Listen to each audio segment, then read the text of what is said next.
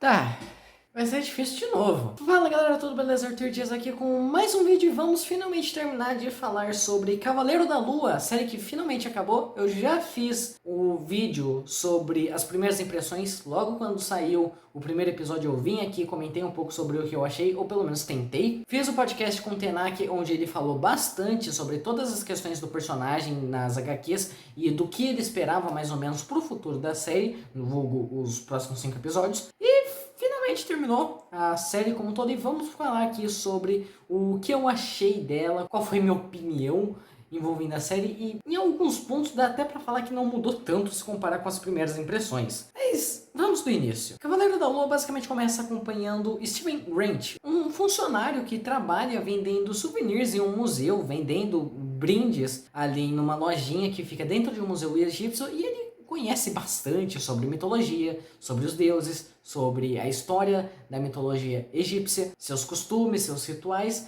e ele sofre de um problema de distúrbio no sono. Basicamente, ele tem que se algemar, ele tem que ficar preso no quarto porque coisas estranhas acontecem enquanto ele está dormindo e ele não consegue discernir da realidade dos sonhos. Ou é isso que ele acha. O primeiro episódio, que eu já comentei um pouco aqui no canal, ele retrata muito sobre toda essa questão do que ele acha que são sonhos que se parecem muito com a realidade e na verdade não é bem assim. Porque o problema do Steven não é ter distúrbios no sono, mas sim um transtorno de dupla personalidade, onde ele divide o corpo com um personagem chamado Mark Spector, que era um mercenário que fez um trato com o deus da lua da mitologia egípcia, Khonshu, e agora atua como o seu avatar na Terra para punir criminosos e aqueles que farão mal às pessoas, ou como Khonshu chama, os viajantes da noite. E a série vai retratando exatamente isso porque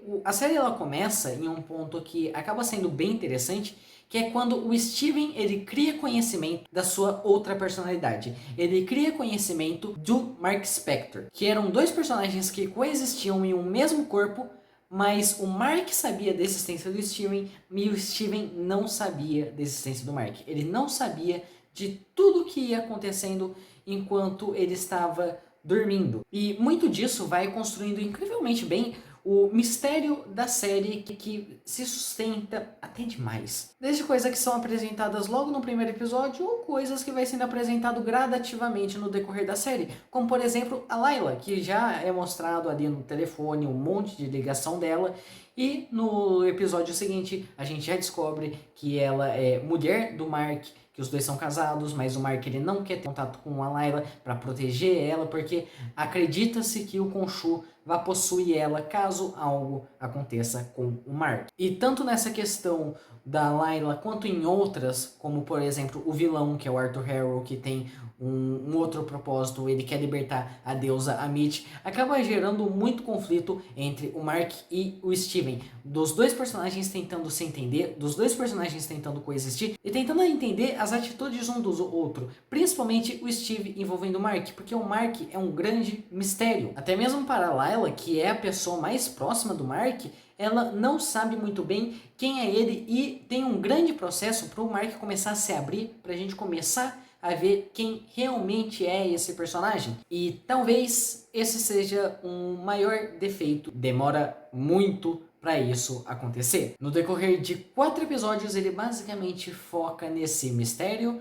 nas duas personalidades coexistindo, as interações do Mark com a Layla e a dinâmica dele investigando toda aquela questão da tumba de Amit, do selo de Amit, para impedir o Arthur Harrow de despertar essa deusa. Por mais que seja interessante, por mais que tenha boas cenas, boas lutas, uma dinâmica legal das duas personalidades coexistindo, uma ótima direção, uma ótima produção e uma ótima atuação do Oscar Isaac, que é algo que vale constar, porque ele consegue transitar perfeitamente entre as duas personalidades, do Mark pro Steven, de alguém mais introspectivo, que não consegue se comunicar tão bem, para alguém que tem um problema meio sério de confiança, que não acredita muito em si mesmo, para alguém um pouco mais arrogante, para alguém mais perturbado, para alguém mais frio, mais seco, mais revoltado. Então isso é um trabalho de atuação muito bom, Mas acaba que esses primeiros episódios, os 4 primeiros, eles não me engatam tanto. Não é aquele negócio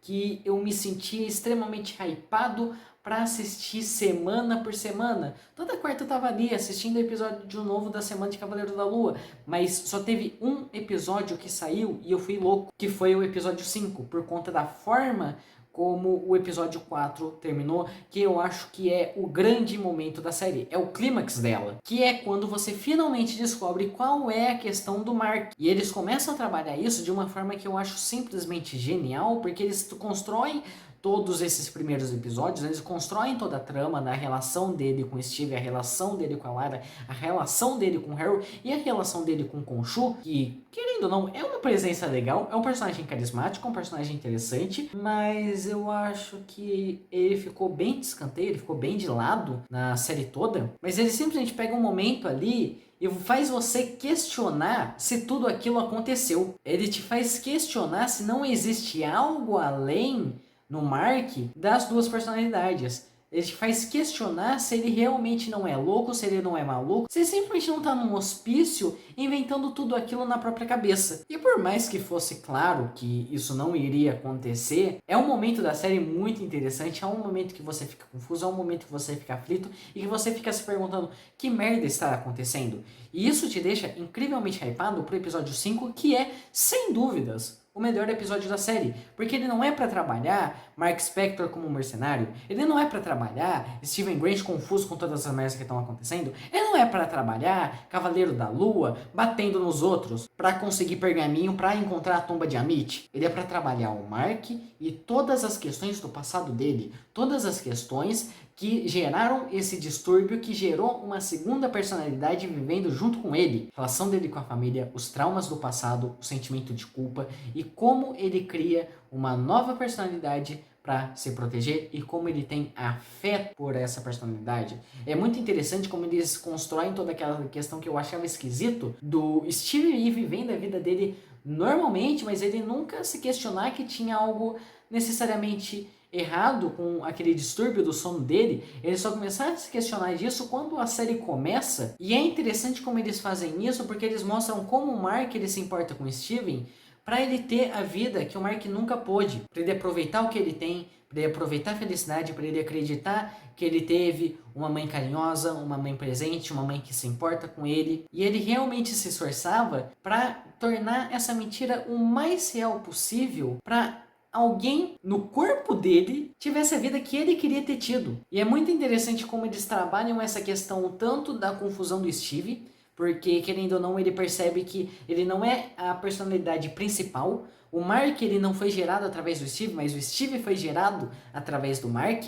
E é muito legal também como essa personalidade que o Mark cria para se proteger um pouco, para ter uma parte da vida que ele gostaria, como essa personalidade salva ele de todos os problemas psicológicos que o personagem tem. Um personagem que é perturbado, um personagem que se é amargurado, sente culpa por conta do seu passado como um todo, e ele é salvo por uma outra parte dele mesmo, uma parte que ele mesmo criou, que ameniza o fardo, e fala aquilo que nem mesmo a própria família falou para ele, que ele não tinha culpa, que ele apenas era uma criança que não tinha como controlar o que ia acontecer. E é interessante como eles ligam um pouco isso na trama da Amit, porque logo no último episódio, pegando toda essa questão do desenvolvimento do Mark, o Harry usa essa culpa do Mark contra ele, falando que, tipo, se a Amit já tivesse viva desde aquele momento, ele nunca perderia o irmão, porque a erva daninha da família teria sido arrancada pela raiz logo quando nascesse. Então acaba sendo interessante porque o Harry, apesar de ele não ser um vilão bom, ele tem uma visão interessante. Ele acredita em uma deusa que vai punir não após alguém fazer algo de errado, mas que já vai saber no futuro se essa pessoa vai fazer algo ou não e vai punir antes. Ela vai evitar todos os problemas ficando apenas com os mais puros, o que se diferencia do Khonshu, que ele pune após ser feito. Mas aí acaba entrando na questão que, junto com o mistério do Mark sobre toda essa questão de múltipla personalidade, o que ele vai escondendo, o que ele vai segurando para si mesmo e não compartilha nem mesmo com o Steve, nem com a Layla, como por exemplo a questão dele como mercenário, como ele se tornou o avatar do Khonshu, que tudo isso vai sendo segurado. E tá, é até interessante, mas querendo ou não, é muito da origem da HQ mesmo, que querendo ou não, a gente já tinha conversado lá no podcast sobre Cavaleiro da Lua, o Tenak falou bastante sobre a origem do personagem, mas ele tem uma diferença bem grande envolvendo o personagem que é mostrado mais nas HQs,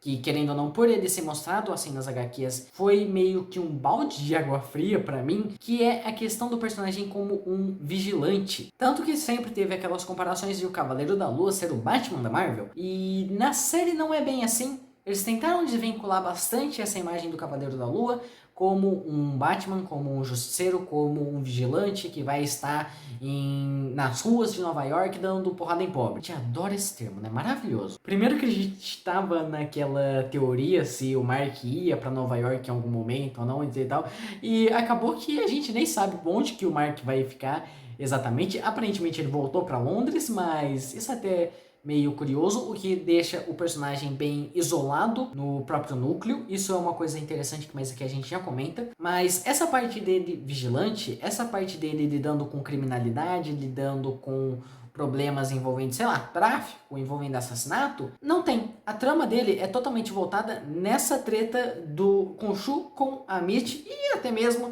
envolvendo outros deuses, envolvendo outros avatares, envolvendo o grupo de deuses da mitologia egípcia que julga os outros deuses ali. Agora eu não lembro o nome do grupo, mas ele acaba focando num lado muito mais místico, né? Não tanto puxado pro Doutor Estranho, mas realmente da mitologia, puxando esse mundo dos deuses, puxando todas essas questões mitológicas, do que puxar desse lado vigilante que se assemelha com o Demolidor, que se assemelha com o Justiceiro, que se assemelha com Batman, né? Vamos manter a comparação para algo mais único da série mesmo, não tão puxando da HQ, focando nesse lado mais lúdico. E querendo ou não, isso é meio que uma decepção, porque tinha aquela expectativa do Cavaleiro da Lua ser um termômetro para ver se esse tipo de série de justiceiro, de vigilante, que querendo ou não seria mais violenta, seria mais brutal, funcionaria dentro da Fórmula Marvel, para talvez trazer de volta um Demolidor, que teve da Netflix, que na teoria é para chegar no Disney Plus,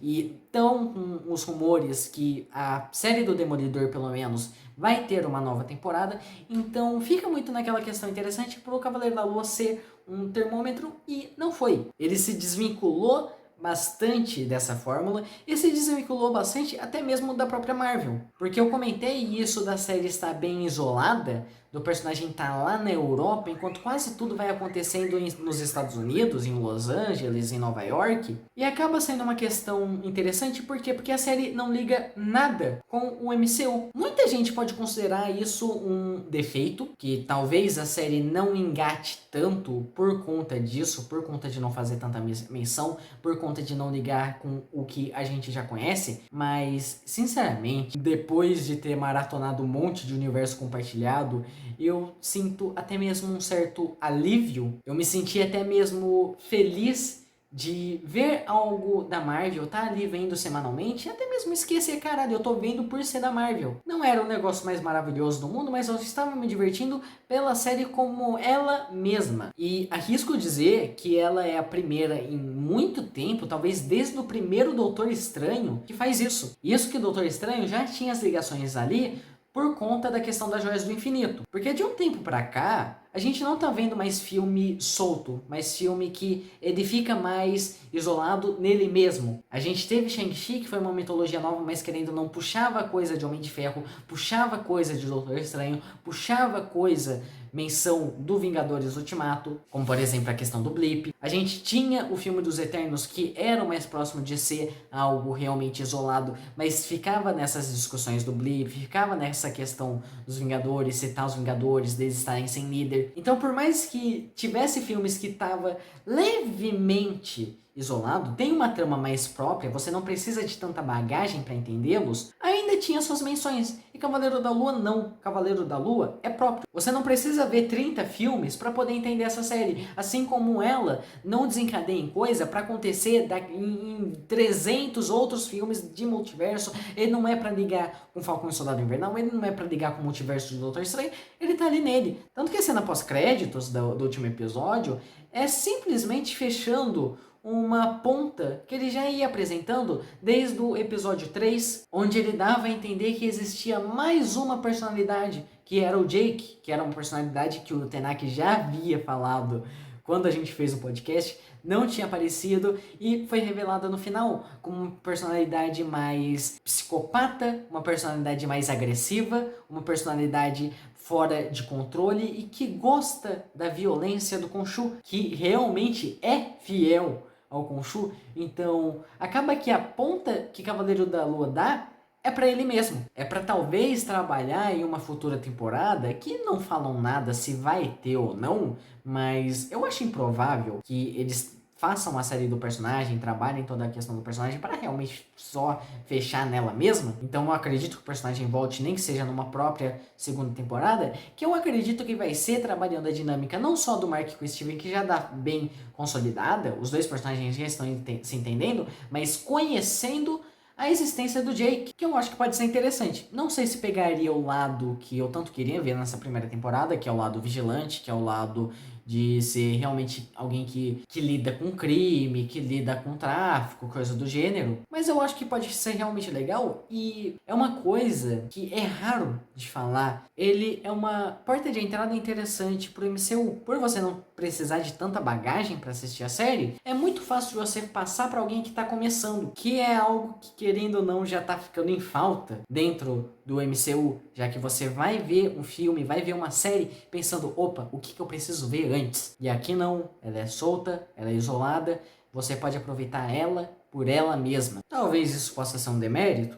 talvez se a série ligasse com mais coisas do MCU, ela gerasse um hype maior, ela gerasse um engajamento mais interessante, o espectador ficasse mais interessado em assistir o próximo episódio, o próximo e o próximo? Talvez, mas sinceramente eu prefiro da forma como ela foi feita. O máximo que eu julgo é que eu acho que poderiam desenvolver melhor essa questão do Mark com um pouco mais de antecedência ou deixar um desenvolvimento mais extenso e não tão isolado em apenas um episódio. E acaba que só por esse ponto eu acabo entendendo muito bem quem fala que essa talvez seja a pior série do MCU. É uma das mais fracas, confesso. Talvez até mais fraca do que Gavião Arqueiro, porque Gavião Arqueiro ele tem o ponto positivo dele ser mais descontraído. E Cavaleiro da Lua já é mais para se levar a sério. Por mais que eu acho as duas séries no mesmo patamar, essa diferença de proposta acaba pesando um pouco mais. Mas ainda assim, é uma série legal, é uma série divertida, é uma série que você consegue aproveitar muito bem, tanto quem já conhece o MCU, quanto quem tá entrando agora. É uma série redondinha, pelo menos ao meu ver, não teve nada ali no roteiro, não teve nada que ia acontecendo nos episódios que eu ficava, caralho, que merda. Tem um bom trabalho dos personagens, tem uma ótima direção, uma ótima produção. Então sim, eu acredito que vale bastante a pena assistir Cavaleiro da Lua. Mas enfim, é isso que eu achei sobre a série do Cavaleiro da Lua. Comentem aí embaixo o que vocês acharam sobre a série. Se vocês gostaram, desgostaram, acham realmente que ela é a série mais fraca do MCU. E é isso, eu vou ficando por aqui. Nos vemos no próximo vídeo. Falou!